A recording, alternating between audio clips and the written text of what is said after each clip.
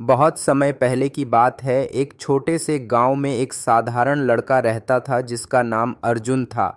वह गरीब था लेकिन उसकी आंखों में एक खास चमक थी।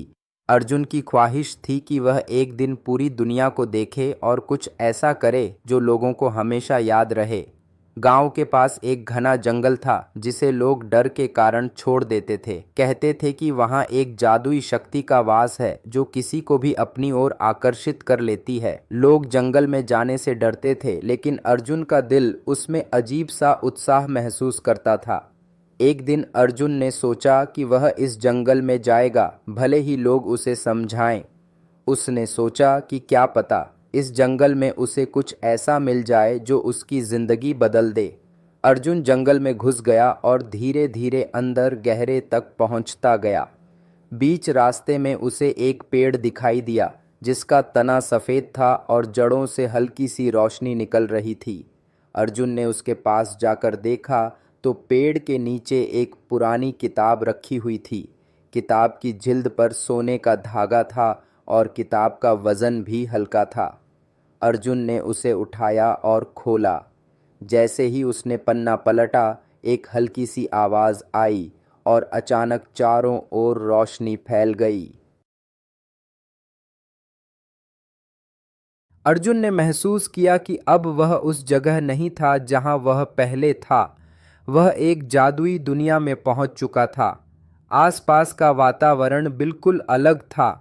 यहाँ की हवा में मीठी सी खुशबू थी, पेड़ झूम रहे थे और रंग बिरंगे फूल हर तरफ खिले हुए थे। अर्जुन ने एक झील के पास देखा जहाँ एक प्राचीन महल खड़ा था। वह महल बिल्कुल अलग था। उसे देखकर ऐसा लगता था जैसे यह महल सिर्फ ख्वाबों में हो। अर्जुन ने महल की ओर कदम बढ़ाया और जैसे ही उसने महल में प्रवेश किया, उसकी आंखों के सामने एक पुराना दरवाज़ा खुला। दरवाजे के अंदर एक वृद्ध साधु बैठे हुए थे। उनकी आंखों में ऐसी गहरी समझ थी कि अर्जुन ने एक पल के लिए सोचा कि क्या वह कभी इस दरवाजे से बाहर निकलेगा भी। साधु ने मुस्कुराते हुए कहा, तुमने सही रास्ता चुना है अर्जुन। इस जंगल में तुम्हारी खोज पूरी होगी, लेकिन केवल वही पा सकता है जो दिल से साहसी हो। अर्जुन ने कहा, मुझे यहाँ क्या करना होगा? साधु ने किताब की ओर इशारा करते हुए कहा, यह किताब तुम्हारी परीक्षा का माध्यम है। इसमें लिखा है कि जो भी इस किताब को पढ़ेगा वह अपनी सबसे बड़ी इच्छा पूरी कर सकता है, लेकिन यह इच्छा तभी पूरी होगी जब वह स्वयं को और अपनी सबसे बड़ी कमजोरी को जान सके।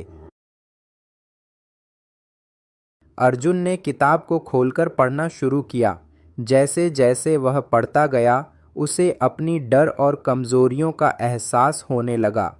उसे समझ में आया कि उसका असली डर खुद से था, उसकी हार मानने की आदत और अपनी असफलताओं को सहने की कमजोरी। उसने सोचा कि वह अपनी डर को पार करेगा और पूरी दुनिया में अपनी पहचान बनाएगा।